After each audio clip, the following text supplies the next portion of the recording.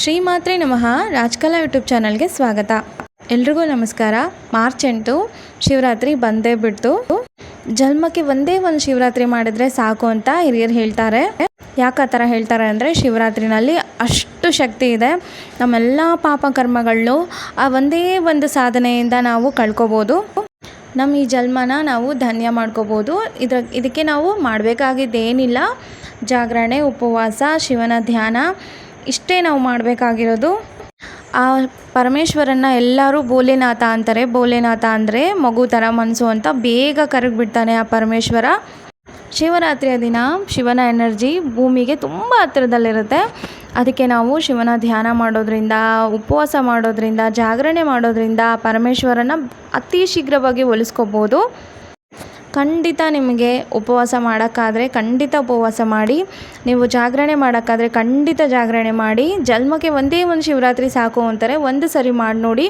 ಇಲ್ಲ ನಿಮ್ಗೆ ಇದೆಲ್ಲ ಆಗಲೇ ಇಲ್ಲ ಅಂದರೆ ಲಿಂಗೋದ್ಭವ ಸಮಯ ಬರುತ್ತೆ. ಆ ಸಮಯದವರೆಗಾದರೂ ನೀವು ಜಾಗರಣೆ ಮಾಡಿ. ಅದು 11:45ರಿಂದ 12 ಗಂಟೆ ಒಳಗಡೆ ಇದೇ ಸಮಯದಲ್ಲಿ ಬರುತ್ತೆ ಅದು. ಈ ಸಮಯದಲ್ಲಿ ನೀವು ಶಿವನಿಗೆ ಅಭಿಷೇಕ ಮಾಡಿ ತುಂಬ ಅದ್ಭುತ ಫಲಗಳನ್ನು ನೋಡ್ತೀರಾ. ಹಾಗೆ ಧ್ಯಾನ ಮಾಡಿ. ನಿಮಗೆ ದಿನವೆಲ್ಲ ಜಾಗರಣೆ ಮಾಡೋಕ್ಕಾಗಿಲ್ಲ ಅಂದರೂ ಈ ಸಮಯದಲ್ಲಾದರೂ ಜಾಗರಣೆ ಮಾಡಿ. ಹಾಗೆ ನಿಮ್ಮ ಬೆನ್ನನ್ನು ನೇರವಾಗಿಟ್ಟುಕೊಂಡು ಕೂತ್ಕೊಳ್ಳಿ. ಆ ಥರ ಕೂತ್ಕೊಳ್ಳೋದ್ರಿಂದ ಅಪಾರವಾದ ಪ್ರಾಣಶಕ್ತಿ ನಿಮ್ಮ ದೇಹದೊಳಗೆ ಬರುತ್ತೆ. ಕುಂಡಲಿನಿ ಜಾಗೃತಿ ಆಗುತ್ತೆ. ಈ ಥರ ಆಗೋದ್ರಿಂದ ನೀವು ನಿಜವಾಗ್ಲೂ ಶ್ರದ್ಧೆಯಿಂದ ಕೂತ್ಕೊಂಡ್ರೆ ಅಪಾರವಾದ ಪ್ರಾಣಶಕ್ತಿ ನಿಮಗೆ ಬರುತ್ತೆ. ಈ ಥರ ಬರೋದ್ರಿಂದ ನೀವು ಅಂದ್ಕೊಂಡಿರೋ ಕೆಲಸಗಳೆಲ್ಲ ಬೇಗ ಬೇಗ ಆಗುತ್ತೆ. ಯಾವ ಕೆಲಸ ಕೈ ಇಟ್ಟರೂ ಆ ಕೆಲಸ ಆಗುತ್ತೆ. ನಿಮಗೇನು ಒಳ್ಳೆಯದೋ ಏನು ಕೆಟ್ಟದೋ ಅದಕ್ಕೆ ನಿಮಗೆ ಅನುಭವಕ್ಕೆ ಬೇಗ ಬೇಗ ಬರ್ತಾ ಇರುತ್ತೆ. ಈ ಥರ ಜಾಗೃತಿ ಆಗೋಕ್ಕೆ ನಾವು ತುಂಬ ಕಷ್ಟಪಡಬೇಕು. ಆದರೆ ಶಿವರಾತ್ರಿ ದಿನ ಇಷ್ಟು ಸುಲಭವಾಗುತ್ತೆ. ನೀವು ಮಾಡೋಕ್ಕಾದರೆ ಶಿವರಾತ್ರಿ ದಿನ ಜಾಗರಣೆ ಖಂಡಿತ ಮಾಡಿ. ಕೂತ್ಕೊಂಡು ಎಷ್ಟಾಗುತ್ತೋ ಅಷ್ಟು ಧ್ಯಾನ ಮಾಡಿ, ಅಭಿಷೇಕ ಮಾಡಿ. ಶಿವರಾತ್ರಿ ದಿನ ಹೋಗ್ಬಿಟ್ಟು ಶಿವಲಿಂಗನ ದರ್ಶನ ಮಾಡ್ಕೊಂಡು ಬನ್ನಿ. ಹಾಗೆ ಬಿಲ್ವಪತ್ರೆಯಿಂದ ಅರ್ಚನೆ ಮಾಡಿ ನಿಮ್ಮ ಮನೆಯಲ್ಲೇ ಮಾಡಿಕೊಳ್ಳಿ. ನೀವು ಅಭಿಷೇಕ ಕೂಡ ಮಾಡಿ. ನಿಮ್ಮ ಮನೇಲಿ ಯಾವ ಲಿಂಗ ಇರುತ್ತೋ ಆ ಲಿಂಗಕ್ಕೆ ನೀವು ಅಭಿಷೇಕ ಮಾಡ್ಕೊಳ್ಳಿ. ಉಪವಾಸ ಮಾಡೋರು ಇದ್ದರೆ ಖಂಡಿತ ಉಪವಾಸ ಮಾಡಿ, ತುಂಬ ಒಳ್ಳೆಯದು. ಉಪವಾಸ ಮಾಡೋಕ್ಕಾಗಿಲ್ಲ ಅಂದರೆ ಹಣ್ಣು ಹಂಪಲುಗಳನ್ನ ತಿಂದು ಕೂಡ ನೀವು ಮಾಡ್ಕೋಬೋದು. ಮತ್ತು ನೀವು ಶಿವರಾತ್ರಿ ದಿನ ಎಲ್ಲ ಶಿವಮಯ ಥರ ನೋಡಬೇಕು. ನೀವು ಅಂದರೆ ಪ್ರತಿಯೊಂದು ಮನುಷ್ಯನಲ್ಲೂ ನೀವು ಶಿವ ನೋಡಬೇಕು. ಪ್ರತಿಯೊಂದು ವಸ್ತುವಿನಲ್ಲೂ ಶಿವನನ್ನು ದರ್ಶನ ಮಾಡಬೇಕು. ನಿಮ್ಮ ಮನೆ ಹತ್ರ ಒಂದು ನಾಯಿ ಬಂದರೂ ಅದು ಶಿವನೇ ಅಂತ ಹೇಳಿಬಿಟ್ಟು ಅದಕ್ಕೆ ಹೊಟ್ಟೆ ತುಂಬ ಊಟ ಹಾಕಿ ಕಳಿಸಿ. ನೀವೇನಾದರೂ ಈ ಥರ ಶಿವನ ಧ್ಯಾನ, ಅಭಿಷೇಕ ಈ ಥರ ಎಲ್ಲ ಮಾಡಿದ್ರೆ ನಿಮಗೆ ಶಿವ ಖಂಡಿತವಾಗ್ಲೂ ಅನುಗ್ರಹ ಮಾಡ್ತಾನೆ. ಯಾವುದೋ ಒಂದು ರೂಪದಲ್ಲಿ ನಿಮಗೆ ಸ್ವಪ್ನ ದರ್ಶನ ಆದರೂ ಕೊಡ್ತಾರೆ, ಧ್ಯಾನದಲ್ಲಿ ದರ್ಶನ ಆದರೂ ಕೊಡ್ತಾರೆ. ಯಾವುದೋ ಒಂದು ಅನುಭವನ ನಿಮಗೆ ಕೊಡ್ತಾರೆ.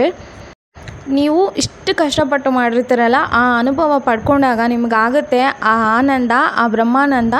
ನಾನು ತುಂಬ ಸರಿ ಅನುಭವಿಸಿದ್ದೀನಿ. ನಾನು ಅದಕ್ಕೆ ಹೇಳ್ತಾ ಇದ್ದೀನಿ ನಿಮಗೆ, ಖಂಡಿತ ಮಾಡಿ.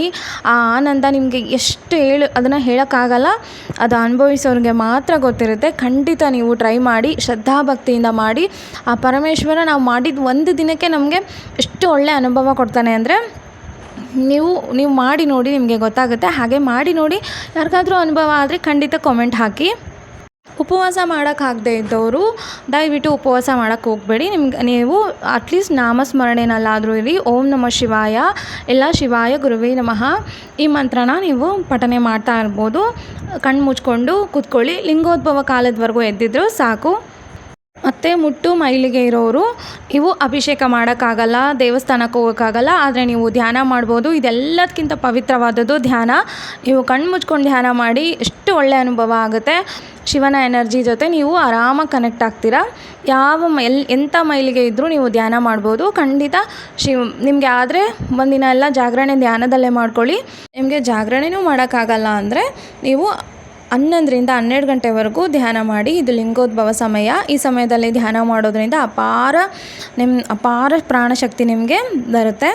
ಜಾಗರಣೆ ಮಾಡಬೇಕು ಅಂತ ಹೇಳಿ ಯಾವ್ಯಾವುದೋ ಮೂವಿನೆಲ್ಲ ನೋಡೋಕ್ಕೆ ಹೋಗಬೇಡಿ. ನೋಡೋದೇ ಆದರೆ ಯಾವುದಾದ್ರೂ ದೇವರದು ಶಿವನಿಗೆ ಸಂಬಂಧಪಟ್ಟಿರೋದು ಯಾವುದಾದ್ರೂ ಮೂವಿ ಇದ್ದರೆ ನೋಡಿ.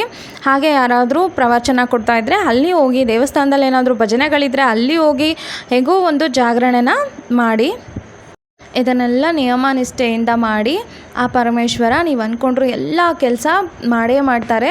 ಅವರ ಅನುಗ್ರಹ ನಿಮ್ಮೆಲ್ಲರ ಮೇಲೆ ಸದಾ ಇರಲಿ. ಹಾಗೆ ಈ ವಿಡಿಯೋನ ನಿಮ್ಮ ಫ್ರೆಂಡ್ಸು ಫ್ಯಾಮಿಲಿಗೆ ಶೇರ್ ಮಾಡಿ, ಹಾಗೆ ಲೈಕ್ ಮಾಡಿ, ಸಬ್ಸ್ಕ್ರೈಬ್ ಮಾಡೋದು ಮಾತ್ರ ಮರಿಬೇಡಿ. ಶ್ರೀಮಾತ್ರೇ ನಮಃ. ಹಾಗೆ ಕಾಮೆಂಟ್ ಬಾಕ್ಸಲ್ಲಿ ಹರ ಹರ ಮಹಾದೇವ ಅಂತ ಟೈಪ್ ಮಾಡಿ.